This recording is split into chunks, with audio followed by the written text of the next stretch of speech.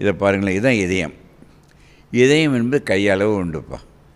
இந்த கையளவு இதயம் 100 வருடம் கடந்து ஒரு நிமிடத்துக்கு 70 முறை துடிக்குது. ஒரு நாளைக்கு 1,00,000 முறை. வாழ்கின்ற பல வருடங்கள் இடைவிடாமல் துடிக்கின்ற இதயத்திற்கு நீ செய்ய வேண்டியது ஒன்றே ஒன்று என்ன தெரியுமா? இதயம் பேச தெரிந்த என்ன தெரியுமா கேட்கும்? நீ மகிழ்ச்சியாக இரு.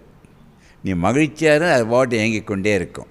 இதை பாருங்களேன், இதயத்தில் உள்பாகத்தில் பாருங்களேன், இந்த 4 அறைகள் இருக்குது. லெஃப்ட் சைடில் இருக்க அறைகள் வந்து பார்த்திங்கன்னா ப்ளூவாக இருக்கும். ரைட் சைடு இப்போ ரைட் ஏட்ரியம் ரைட் வென்ட்ரிக்கல், அது ப்ளூவாக இருக்கிறது அசுத்த ரத்தம். இடது பாகத்தில் இருக்கிற ரத்தம் பார்த்திங்கன்னா லெஃப்ட் ஏட்ரியம் லெஃப்ட் வென்ட்ரிக்கல், சுத்த ரத்தம் இருக்கிறதுனால சிகப்பாக தெரியுதில்ல தம்பி? அதில் என்ன ஆகுதுன்னா, அதிலேருந்து ஒரு மகா தமனி வருது பாருங்களேன். அந்த ரத்தம் பெரிய தமனின்றது சுத்திரத்தில் எடுத்தும்போது தான் தமனி. அந்த மகா தமனி வந்து பெரிய இரத்த குழாய்.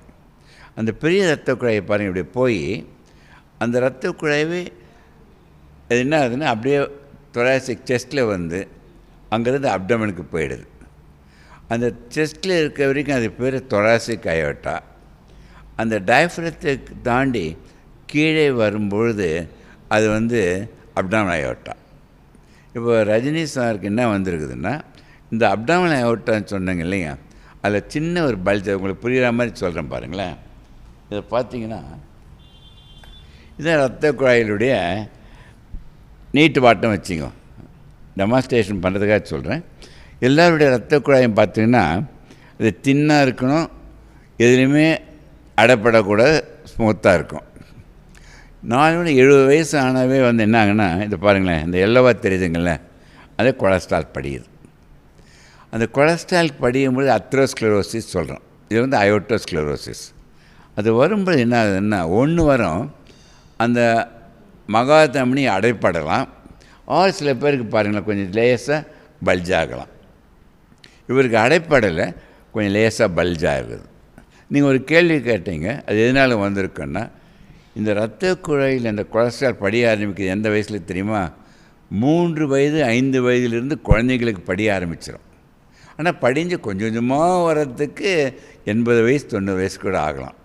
அது வந்து படியாத இருக்கணும்னா என்ன பண்ணணும்னு தெரியுமா? நான் முக்கியமாக நான் சொல்கிறேன் பாருங்கள். இதை புரிஞ்சுக்கிட்டே நான் ஈஸியாக புரிஞ்சுக்கலாம். இதை படியக்கூடாது. ஏன்னா ஒன்று முக்கியமாக சொல்கிறேன் பாருங்கள். இந்த இரத்த குழாயில் இரத்தத்தில் கொலஸ்ட்ரால் இருப்பதால் மட்டும்தான் நம்ம உயிர் வாழறோம். சப்போஸ் ரத்தத்தில் இருக்க கொலஸ்ட்ரால் எடுத்துகிட்டோம் வச்சுங்க, இதயம் இல்லை மூளையில் எல்லா உறுப்புகளும் அடுத்த நொடியில் நின்றுவிடும். ஸோ உடம்பில் இருக்கின்ற உறுப்புகளை இயக்கி கொண்டு இருப்பது இரத்தத்தில் இருக்கின்ற கொலஸ்ட்ரால் மட்டும். நீ மகிழ்ச்சியாக ஒன்று இருந்தால் என்டார்ஃபின் ஒன்று சுரக்குதுப்பா. அந்த என்டார்ஃபின் என்ன தெரியுமா? மார்ஃபின் வந்து இன்ஜெக்ஷன் போட்டால் அந்த போதை மார்ஃபின் உங்களை கொன்றுவிடும். உங்கள் உடம்பில் சுரக்கின்ற மார்ஃபின் தான் என்டார்ஃபின்.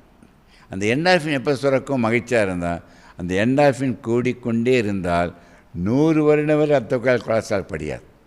படி ரொம்ப மைல்டாக இருக்கும், ஒன்றுமே வராது. இந்த இரத்த குழாயில் கொலஸ்ட்ரால் படிவதற்கு மிக முக்கியமான காரணம் மனநிலை. நீ மகிழ்ச்சி இழக்கிற, டென்ஷன் ஆகிடுற, கோவப்படுற, வருத்தப்படுற, போட்டி பொறாமை ஏதாவது வந்ததுன்னா அட்ரினல் ஹார்மோன் சுரக்குது. இந்த அட்ரினல் ஹார்மோன் சுரக்கும் பொழுது இரத்த குழாயில் கொலஸ்ட்ரால் படியுது. 70-80 வயசுக்கு பிரகாரம் அது நேச்சுரலாகவே நடக்கும்.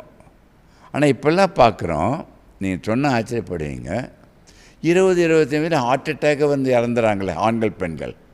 அந்த கீரல் வந்த உடனே இது பாருங்கள், முக்கியமாக நான் சொல்கிறேன், யாரையும் பயமத்தை கடைப்பிடிச்சா போதும். கீரல் வந்த உடனே இது பாருங்களேன், இந்த ரத்தம் அந்த இடத்தில் உறைந்து விடும்.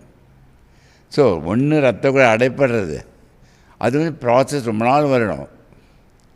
இது வந்து கீரல் வந்து இரத்த குழாய் உறைவது 2 நிமிடத்தில். அந்த 20 வயது 30 வயதில் இறப்பதற்கு காரணம் அக்யூட் ஸ்டேஜ், ரத்தம் வந்து உறையிறது, கிளாட் ஆகிடுது. அந்த சமயத்தில் என்ன ஆகுது பாருங்கள், இன்னொன்று இது இரத்த குழாய் இப்படி தானே இருக்கணும், அது ஸ்பேசம் போகும். ஸோ இரத்த குழாய் அடைப்படுதல், ரத்தம் உறைதல், இரத்த குழாய் சுருங்குவது அனைத்தும் எதிர்மறை வாழ்க்கை முறை, எதிர்மறை எண்ணங்கள். இது 3மே நீ மனம் இன்றைக்கு வைத்தால் 100க்கு 100 தடுக்க முடியும்.